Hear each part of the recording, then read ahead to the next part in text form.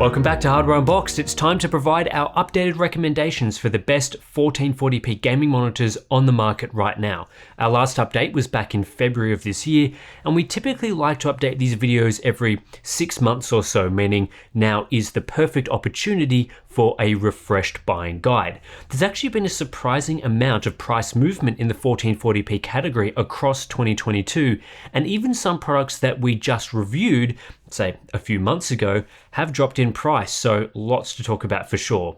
As with our previous best of videos, we tend to talk about and recommend monitors we've personally tested and know to be good, or monitors that are very similar to products we have tested. It's always worth going back and checking out the dedicated monitor reviews we produce for more in-depth thoughts on each product, but just so you know, these recommendations are not sponsored in any way by any company. They're based on our testing results and research. In this video, we'll be going through 4 categories covering medium refresh rates, high refresh rates, larger 32-inch monitors, and HDR options, if there are any. We have a bunch of links in the description where you can check pricing on these products and so on, and in a few of these categories we will be looking into multiple options, so this is going to be quite a detailed video as they usually are. So anyway, let's get started with the best 1440p 144Hz monitor options.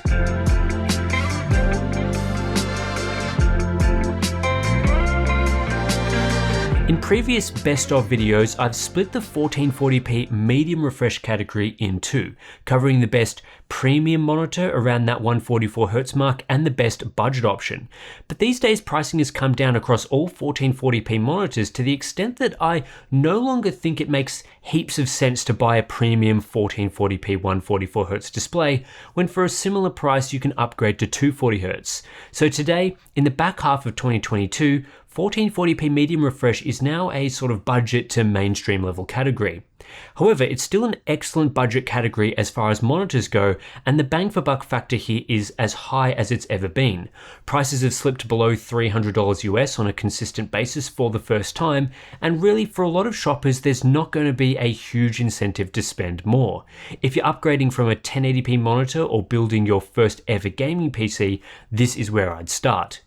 The best 1440p medium refresh rate monitor on the market, in my opinion, is the Gigabyte M27Q-P, or the M27Q Pro as it's known in some areas.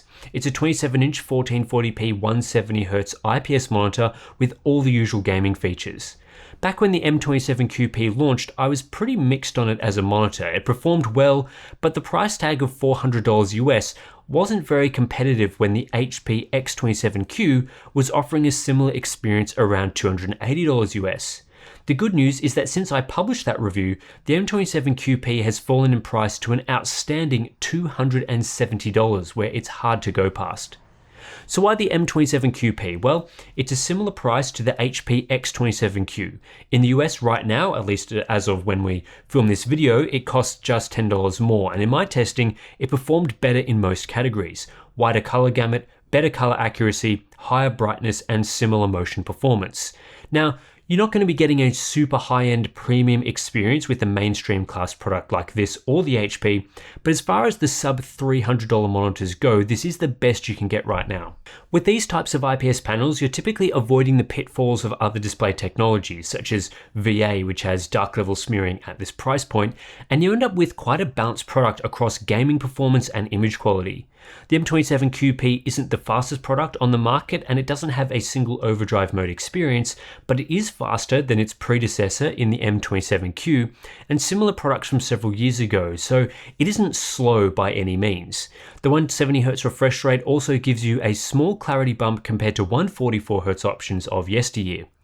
Another key aspect to understand is how the M27Q-P compares to premium displays in the 1440p 144Hz category, like the MSI Optics MAG274 QRF-QD that we've recommended previously. The M27Q-P, for example, does have some wide gamut capabilities, but it doesn't really cover the full Adobe RGB gamut that photo editors may want to use. It also has only mediocre contrast, and performance does fall away a bit at lower refresh rates.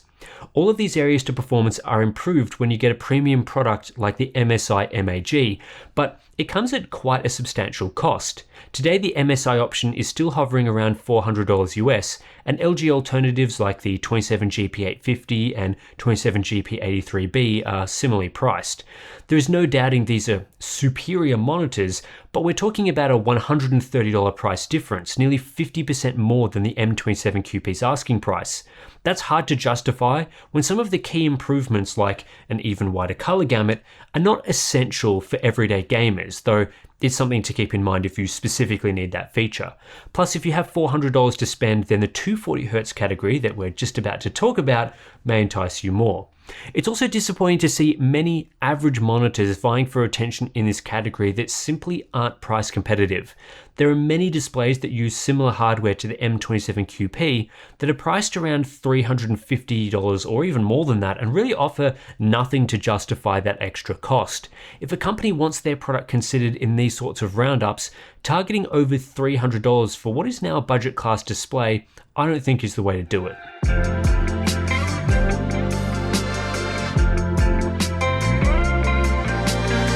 One of the reasons why I can no longer recommend people spend $400 US on a 1440p medium refresh rate monitor is the existence of this very category, the 240Hz plus zone for high refresh rate gamers. I feel that anyone buying a monitor around this price point will benefit more from the additional smoothness, clarity, and future-proofing that 240Hz offers versus the other benefits a premium medium refresh rate display may give.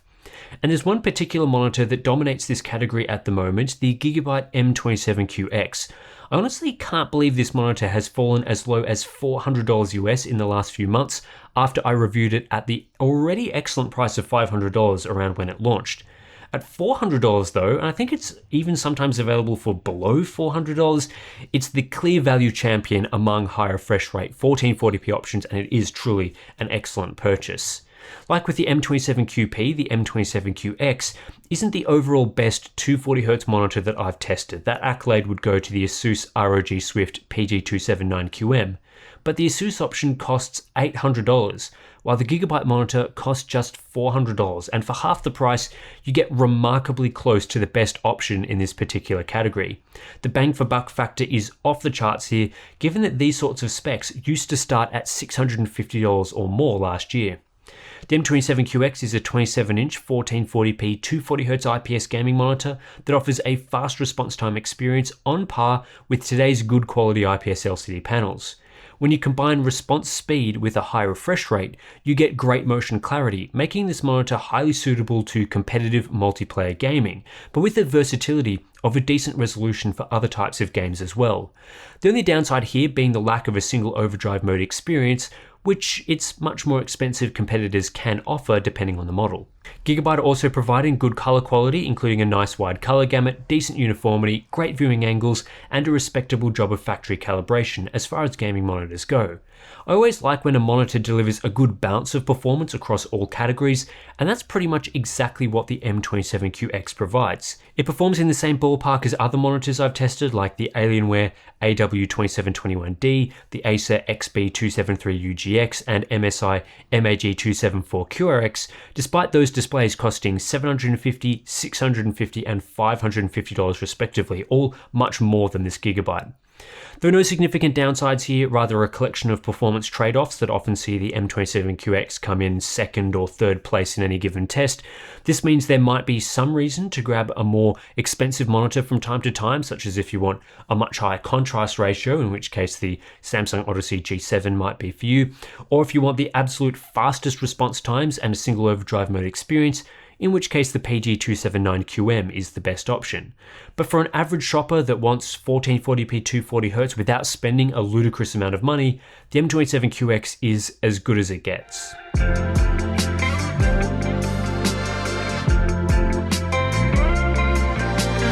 In the two categories we've been talking about so far, we've recommended exclusively 27-inch monitors, which typically offer the best value and the best pixel density of the 1440p monitors you can get right now.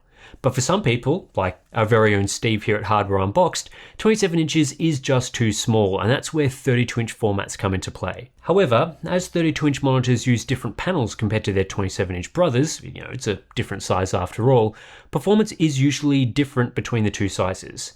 But luckily, there are a range of larger format monitors ready for you to choose if you so want to. Like in most categories, there's a few ways to go here depending on how much you want to spend, but to me, there's a clear standout option, and that's the Gigabyte M32Q. Amazingly, earlier this year I was recommending the M32Q at its $450 US price point, but now that's fallen to just $300, which is crazy good value for a 32-inch 1440p 170Hz IPS monitor. That's just $30 more than the M27QP, making it almost a discussion more around what size you want between these two options rather than how much you want to spend. There are no areas of standout class-leading performance to the M32Q, but there's also no huge weak points, which leaves the Gigabyte option as a really well-balanced product, kind of like their other monitors that we've been recommending. At this sort of price point, I don't think you necessarily need the outright fastest panel or the widest color gamut, just something that is capable in all categories. But even with that said, the M32Q still performs very well. Motion performance is in line with most modern IPS gaming panels, especially when looking at cumulative deviation that gives us an idea of the balance between response times and overshoot.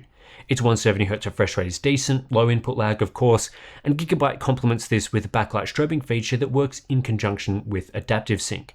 And then for color performance, we're getting all the usual benefits of IPS, flat panel with excellent viewing angles, a wide but not that wide gamut, and in the case of this particular monitor, an above average for an IPS contrast ratio.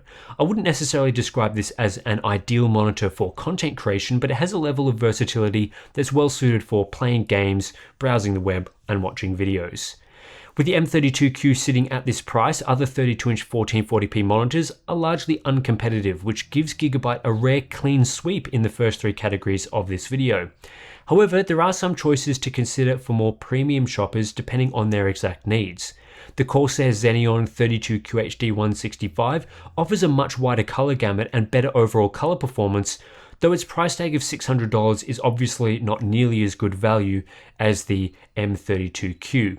The Asus ROG Swift PG329Q is better again, but also suffers from a high $700 price tag. The upgrade choice I generally make if I had more like $600 to spend on a 32-inch 1440p monitor would be to buy something like the Gigabyte Aorus FI32Q-X or the Samsung Odyssey G7, which offer a 240Hz refresh rate at this size. You don't get as good value here as if you were to spend just $400 on a 27-inch monitor of that refresh rate, but it's still something to consider.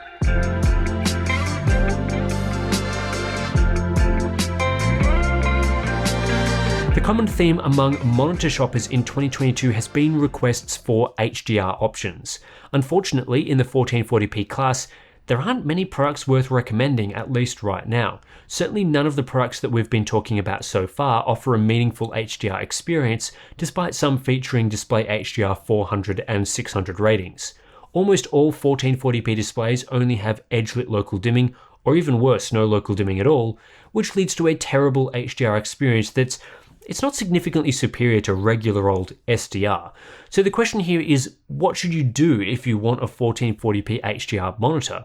Previously, I've recommended the AOC Aegon AG274QXM, but it's been very difficult to come by outside of a few regions. So I'm basically giving up on that being a product with wide availability. It does look okay with a 1440p resolution, 170Hz refresh rate, and a 576 zone full array local dimming backlight, but it doesn't matter much if you can't actually purchase it.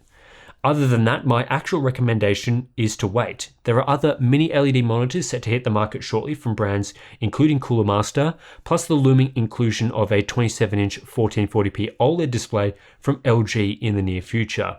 These are the sorts of products that would get me interested in buying a 1440p HDR monitor. The other option is to go all the way up to a 4K monitor or an alternate format such as a 1440p ultrawide. In our recent Best HDR Monitors video, we covered some great options like the Alienware AW3423DW and LG C2 OLED with more displays coming soon. And while these are very expensive, there are far more suitable 4K HDR monitors right now than with 1440p. And that does it for today's monitor recommendation video. Lots and lots of options to choose from, covering most of the 1440p categories I hope you are considering at the moment. If you do want to learn more about the monitors we've talked about today, we do have dedicated reviews for most of them that will go into the specifics around performance and features, which are well worth watching. I also have breakdowns for other monitor types on this channel, as well as just a general buying guide for gaming monitors as a whole if you're interested, so check those out. Anyway, that's it. thanks for watching. If you're interested in supporting the channel and the independent testing that we do, we have our Patreon and Floatplane accounts, links in the description below.